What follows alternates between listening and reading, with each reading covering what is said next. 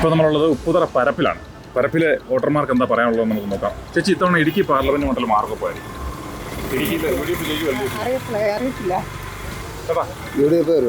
അങ്ങനെ പറയാൻ കാരണം പുള്ളി നല്ലതൊക്കെ ചെയ്തിട്ടുണ്ട്.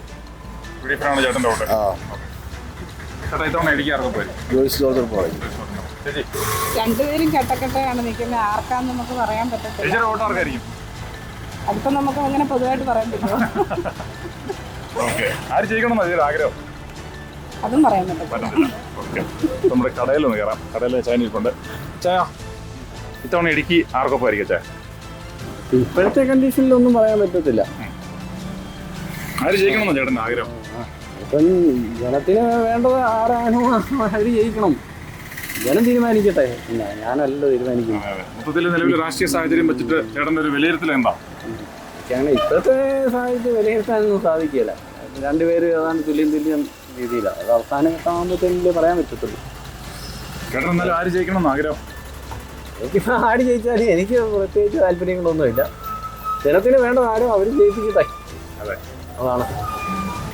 ഇത്തവണ ഇടുക്കി പാർലമെന്റ് മണ്ഡലം ആർക്കൊപ്പമായിരിക്കും? ഇടുക്കി പാർലമെന്റ് ഇപ്രാവശ്യം എന്ന് പറയുമ്പോഴത്തേക്കും 3 സ്ഥാനാർത്ഥികളാണ്. ഇതിലാരെ നമ്മൾ വെറുതെ വിടുന്നേ? ഞങ്ങൾക്കിപ്പം 3 വോട്ടുണ്ട്. 3 പേർക്ക് ഓരോ വോട്ട് കൊടുക്കാൻ. അങ്ങനെ പറയാൻ കാരണം എന്ന് കഴിഞ്ഞാൽ ഇപ്പം നമ്മുടെ ഈ ഗവൺമെൻറ് ഇവിടെ ഭരിച്ചിട്ട് ഒരു പാവങ്ങൾക്ക് ഇതുവരെ ഒരു സഹായം കാണുന്നില്ല. ഞങ്ങളെ സംബന്ധിച്ചുള്ള ഈ റോഡ് പണി നടക്കുന്നു. എന്തെങ്കിലും എന്ന് പറഞ്ഞാൽ ഒരു പ്രശ്നമില്ല. പിന്നെ ആർക്ക് വോട്ട് ചെയ്യും? അപ്പൊ ചേട്ടന്റെ വീട്ടിൽ നിന്ന് 3 പേർക്കായിട്ട് അങ്ങ് ചെയ്യുക, അത്രേ ഉള്ളൂ. അപ്പൊ ആർക്കും വെറുപ്പില്ലല്ലോ. ഇത് തന്നെയാണ് ഞങ്ങളുടെ പ്ലാൻ. വളരെ വ്യത്യസ്തമായിട്ടുള്ള ഒരു അഭിപ്രായമാണ് ചേട്ടൻ നമ്മോട് പങ്കുവെച്ചത്. ചേട്ടാ, ഇത്തവണ ഇടുക്കി ആർക്കൊപ്പമായിരിക്കും ചേട്ടാ? UDF. ചേട്ടാ, അങ്ങനെ പറയാൻ കാരണം 10 വർഷത്തെ ഭരണം കണ്ടല്ലോ.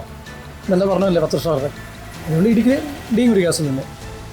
ചേട്ടാ, ഇത്തവണ ഇടുക്കി മണ്ഡലം ആർക്കൊപ്പമായിരിക്കും ചേട്ടാ? ഇടുക്കി മണ്ഡലം ജോയിസ് ജോർജ്. മാറി വരട്ടെ.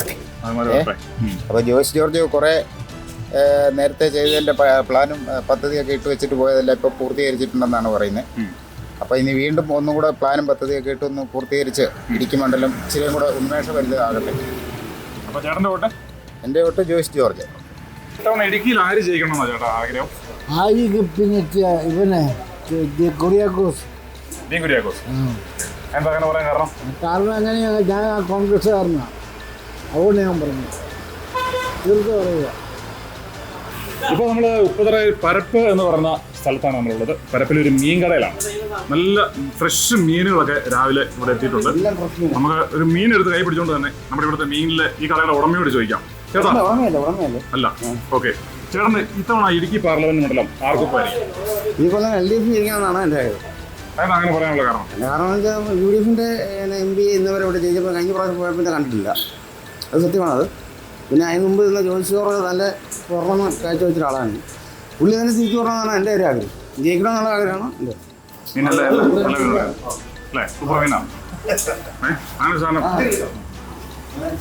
പിന്നെ നമുക്ക് ചൂരയല്ലേ ഏട്ടാ?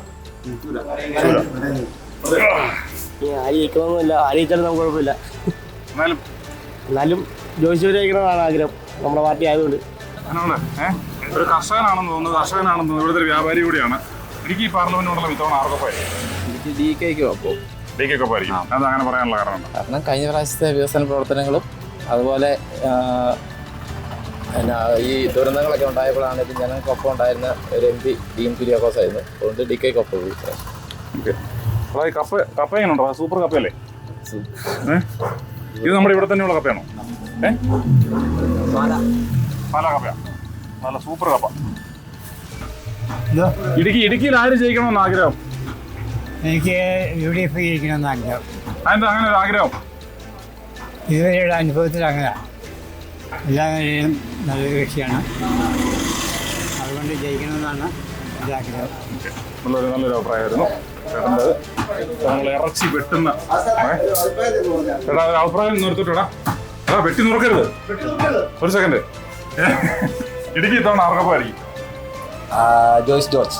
ചേട്ടൻ്റെ അഭിപ്രായത്തിൽ ആര് ജയിക്കണമെന്ന്? ജോയിസ് ജോർജ്.